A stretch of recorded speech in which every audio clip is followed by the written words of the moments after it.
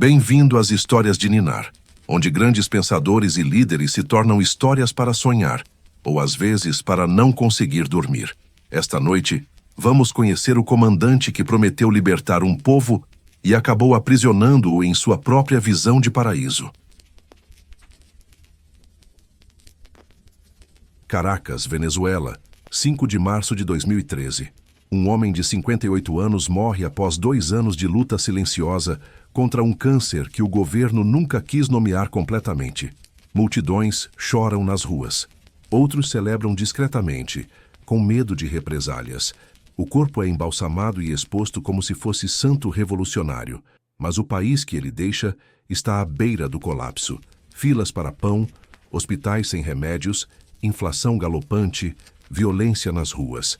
Esse homem era Hugo Rafael Chávez Frias, o presidente que governou a Venezuela por 14 anos, com mão de ferro envolta em discurso de amor ao povo. Ele dizia representar os pobres, os esquecidos, os humilhados pela elite. E milhões acreditaram. Mas como um projeto que começou prometendo justiça social, terminou em uma das piores crises humanitárias da América Latina.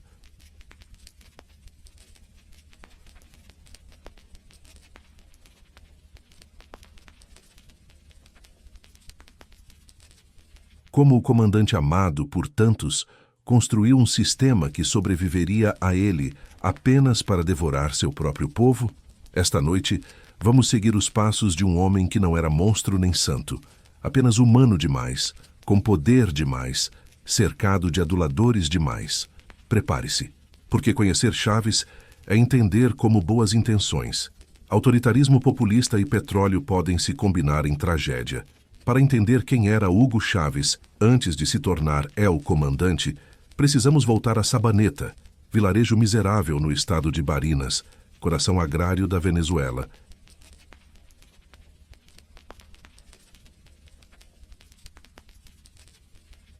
Em 28 de julho de 1954. Ali numa casa de pau a pique sem eletricidade, nasce Hugo Rafael, segundo filho de Hugo de los Reis Chávez e Helena Frias de Chávez, professores rurais que mal conseguem alimentar os 6 filhos que virão. A pobreza não é apenas falta de dinheiro, é fome real, roupas remendadas até não poderem mais ser remendadas, pés descalços na terra vermelha. Os pais, sobrecarregados, entregam Hugo e seu irmão mais velho, Adán, aos cuidados da avó Rosa Inés.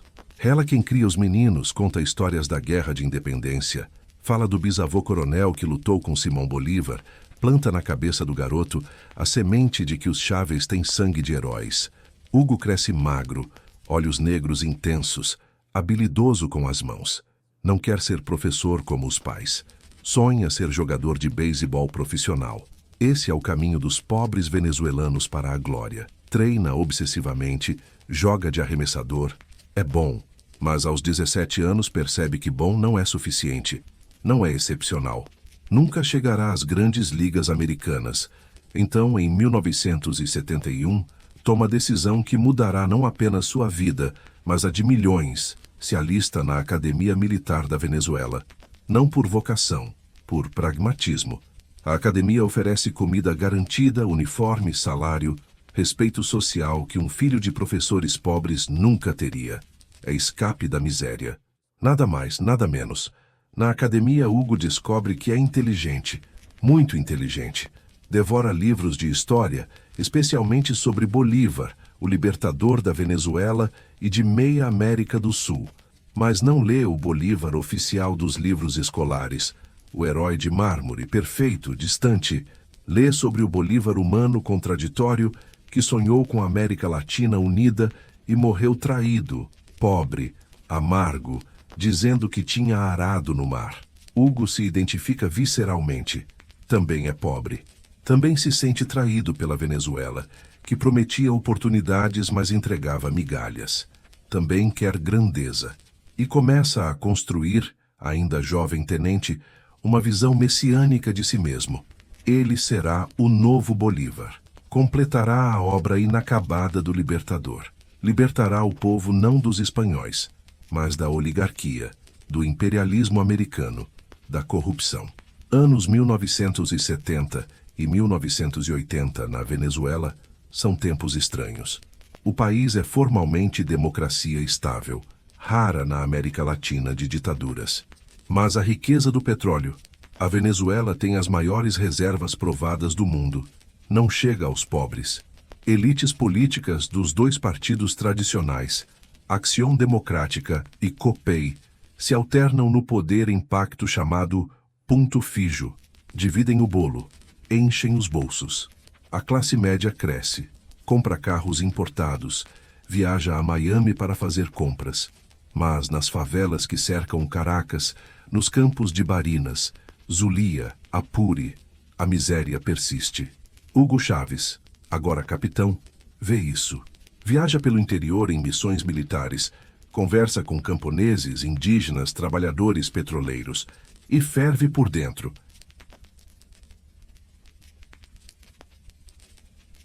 Em 1982, funda com outros oficiais jovens um movimento clandestino chamado Movimento Bolivariano Revolucionário 200, MBR 200, em referência ao bicentenário do nascimento de Bolívar.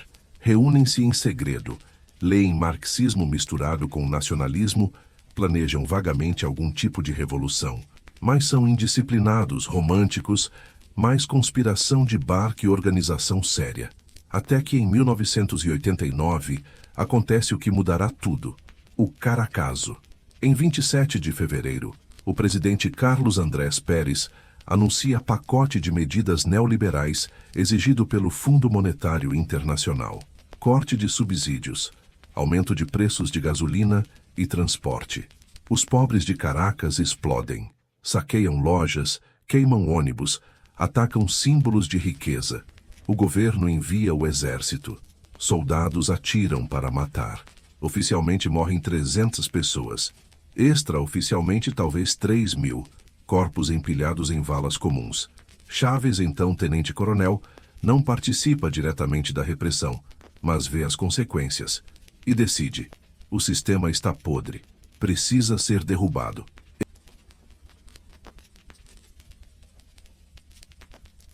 Em 4 de fevereiro de 1992, aos 37 anos, Hugo Chávez lidera a tentativa de golpe militar. O plano é tomar Caracas, prender o presidente, instaurar junta revolucionária. Unidades militares se rebelam em várias cidades, mas a coordenação falha. Forças leais ao governo reagem. Em poucas horas fica claro: o golpe fracassou. Chávez está encurralado em museu militar.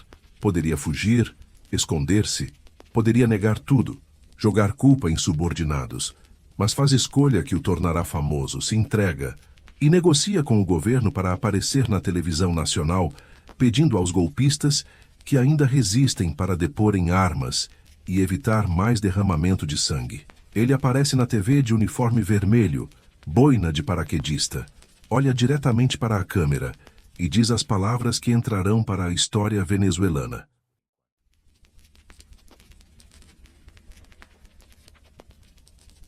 Por ahora, por enquanto. Por enquanto, os objetivos não foram alcançados. Por enquanto, é necessário depor armas. Esses 2 segundos, por ahora, transformam tudo. Milhões de venezuelanos pobres que assistem pela TV veem pela primeira vez alguém como eles.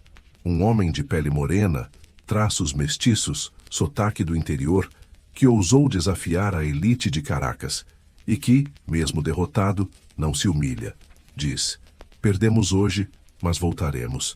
Chávez vai para a prisão, deveria ser julgado, provavelmente condenado, mas se torna celebridade carcerária.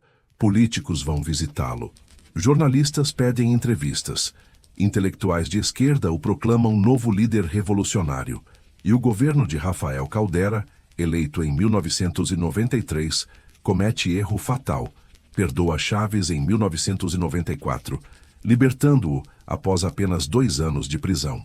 Hugo sai da cadeia mais convencido que nunca de sua missão, mas agora muda de estratégia. Nada de golpes militares. Vai conquistar o poder pela via eleitoral. Funda partido político, o Movimento Quinta República. Viaja pelo interior venezuelano, fazendo comícios em praças de cidades pequenas, abraçando velhinhas, pegando crianças no colo. Seu discurso é simples, poderoso, magnético. Diz: a elite roubou o país. Os políticos tradicionais são corruptos. A democracia é farsa que beneficia poucos. Eu vou dar o poder ao povo. Vou nacionalizar o petróleo. Vou construir casas, escolas, hospitais. Vou acabar com a pobreza. Vou realizar os sonhos de Bolívar. E os pobres acreditam, porque nunca ninguém lhes falou assim. Nunca ninguém os olhou nos olhos e disse: vocês merecem dignidade. Os partidos tradicionais os tratavam como massa de manobra, compravam votos com cestas básicas. Esqueciam depois da eleição. Em 6 de dezembro de 1998, Hugo Chávez vence a eleição presidencial com 56% dos votos. Vitória esmagadora. A oligarquia de Caracas entra em pânico. Muitos começam a tirar dinheiro do país, a comprar imóveis em Miami, mas Chávez, em seu discurso de vitória, fala de reconciliação, de unidade nacional. Diz que não perseguirá adversários. Poucos acreditam, e estão certos em duvidar. Chávez assume a presidência em 2 de fevereiro de 1999. Sua primeira jogada é genial politicamente.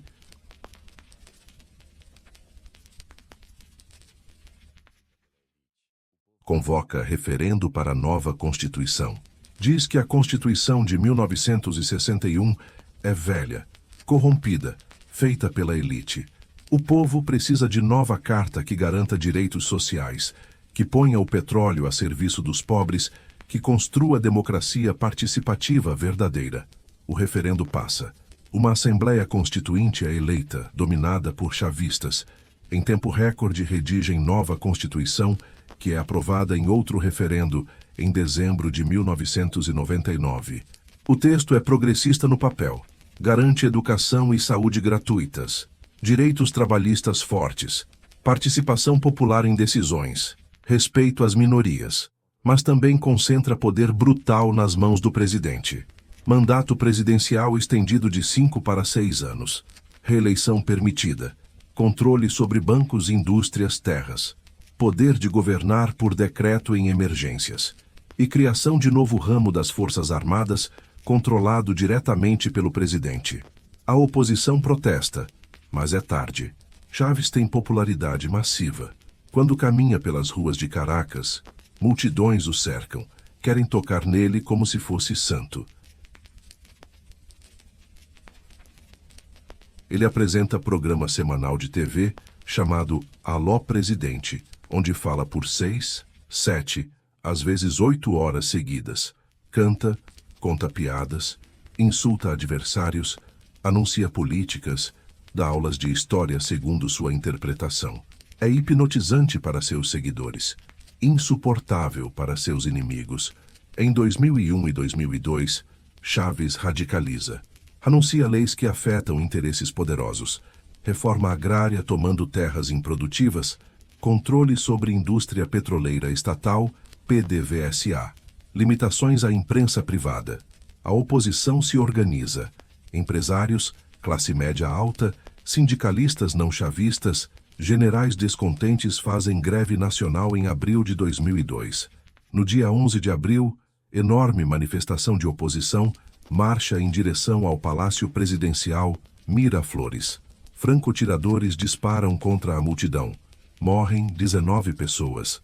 Até hoje não se sabe quem atirou. Chavistas culpam a oposição. Oposição culpa chavistas. Na confusão, militares exigem renúncia de Chávez. Ele renuncia? Os relatos variam. O que é certo é que na madrugada de 12 de abril, Chávez é preso e levado para a base militar. Pedro Carmona, líder empresarial, se autoproclama presidente, dissolve a Assembleia Nacional, revoga a Constituição. É golpe clássico. Mas Carmona comete erros, age como ditador, aliena apoiadores moderados e, crucialmente, subestima a lealdade que Chávez ainda tem entre militares de baixa patente e nas favelas de Caracas. Em 48 horas, milhares descem dos cerros, as colinas onde ficam as favelas, e cercam Miraflores exigindo volta de Chávez. Unidades militares leais se rebelam. Em 14 de abril, Chávez retorna triunfante ao palácio.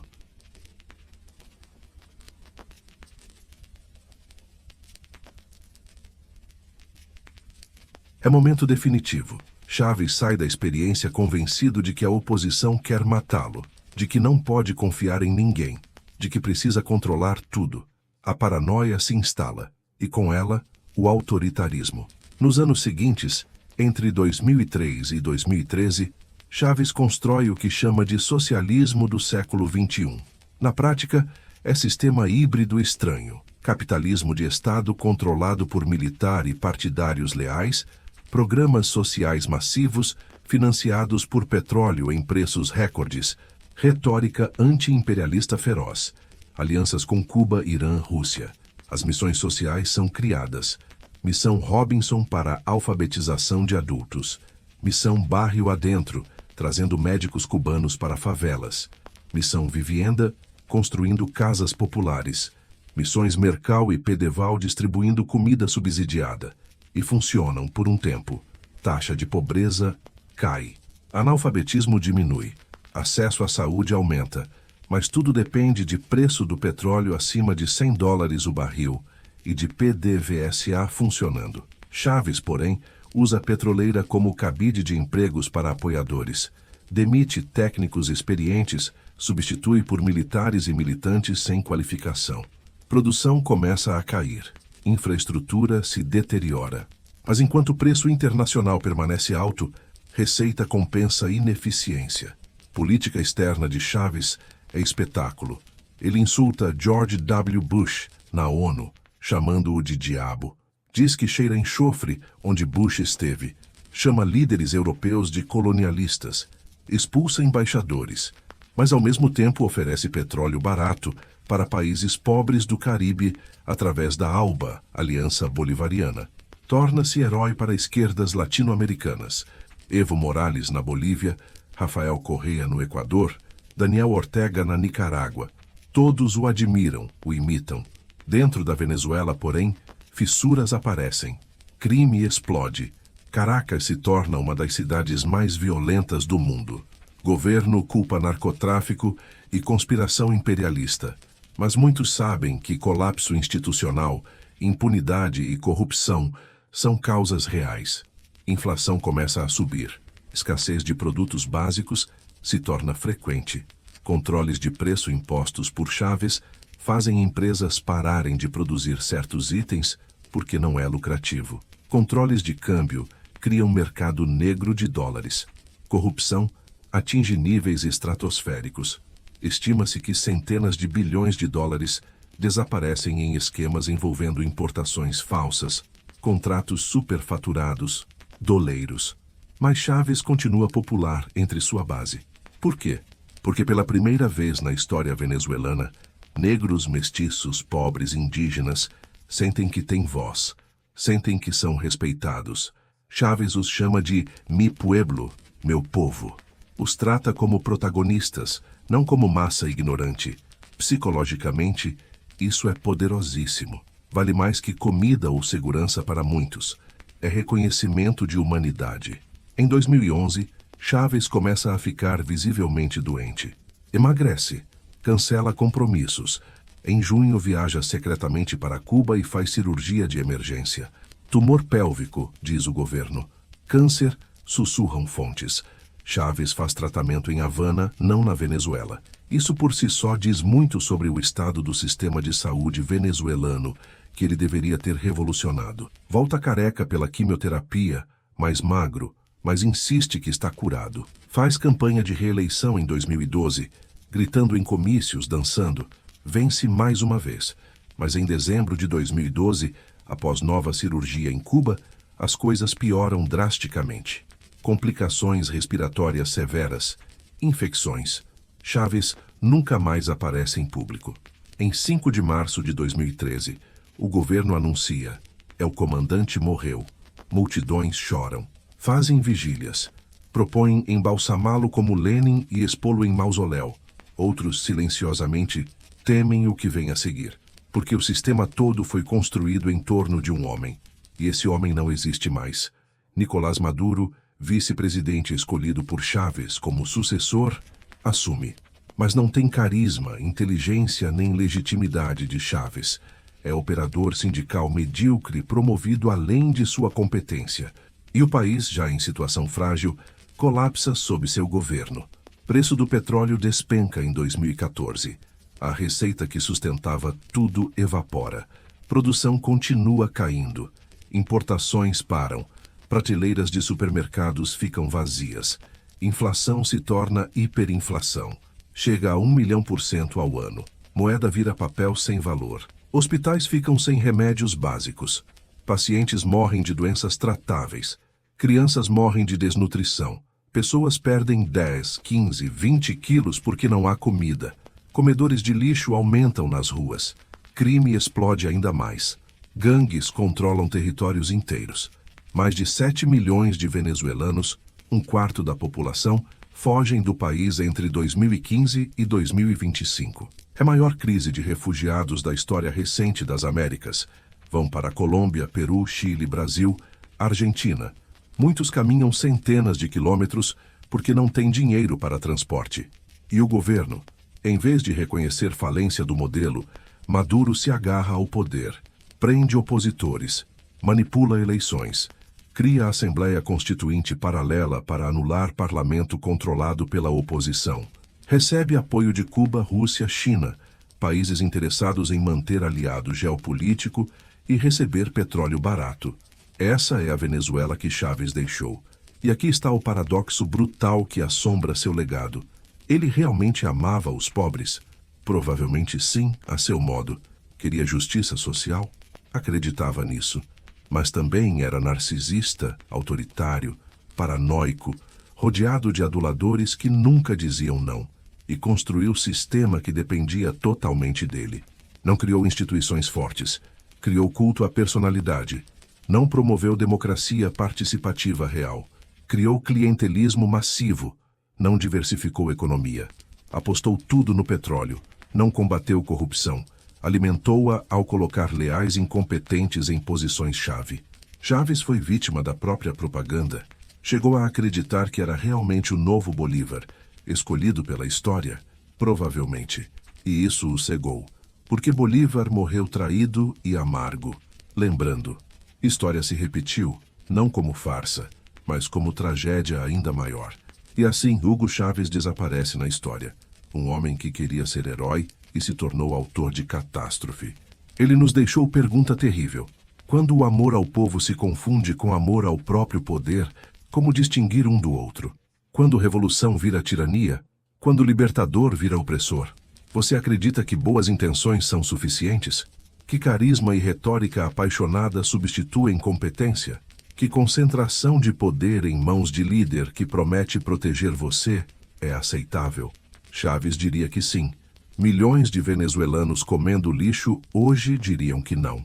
Talvez, enquanto adormece esta noite, você pense nos líderes que prometem salvar você de elites malvadas, que dizem representar o povo verdadeiro contra inimigos internos e externos, que pedem poderes extraordinários temporários. E talvez você se pergunte, estou ouvindo promessas de libertação ou primeiros passos de nova prisão? Se essa dúvida surgir, você aprendeu a lição que a Venezuela aprendeu tarde demais. Não há salvadores. Não há comandantes iluminados. Há apenas instituições fortes ou fracas. E quando as fracas encontram um homem forte no lugar errado, a tragédia é inevitável. Até a próxima história de Ninar. Boa noite.